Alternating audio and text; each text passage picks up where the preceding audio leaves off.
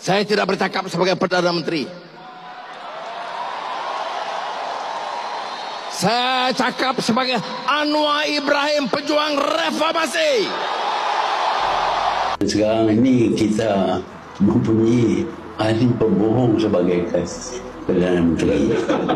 Percaya tak? Dia bohong. Dia bohong. Dia janji macam-macam. Oh, nak ada reformasi. Apa dia reformasi? Tak boleh bercakap. Kita ingat reformasi boleh cakap banyak. Lalu tak boleh bercakap. Tak boleh bercakap kerana 3 hal. Kita akui bahawa negara kita ini negara berbilang kaum. Tapi kita tak ada rusuhan antara kaum.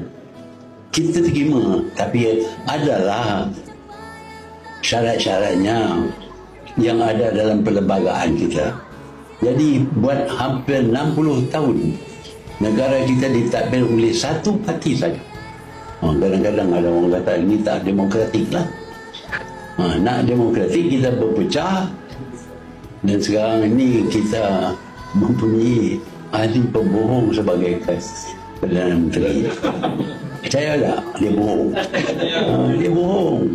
Dia janji macam-macam. Oh, nak ada reformasi.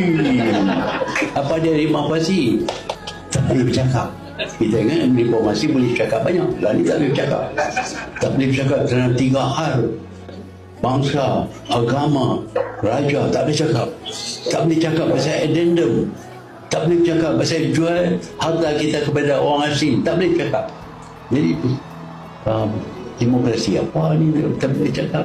Wakil rakyat dalam Dewan menjamin kita bebas bercakap. Wakil rakyat pun kena gantung. Tak ada tali lah, tapi gantung juga lah. Sampai nak pergi parlimen minta pergi. Dulu pun kita gantung juga lah, tapi nak pergi parlimen pergi lah. Ini kena gantung pasal cakap.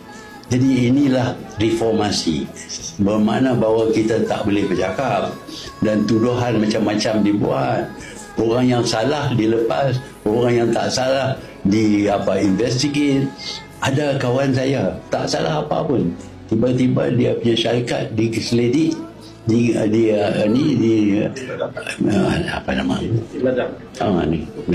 Geledah. Dia dimasuk dalam jail 5 hari pakai baju longkap. Lepas itu lepas. Dia tanya, pasal apa bawa aku dalam jail? Tak ada jawab. Tak ada charge dalam court. Cuma longkap saja. Saya shock. Saya suspek kerana dia berkawan dengan saya. Jadi kalau tuan-tuan nak selamat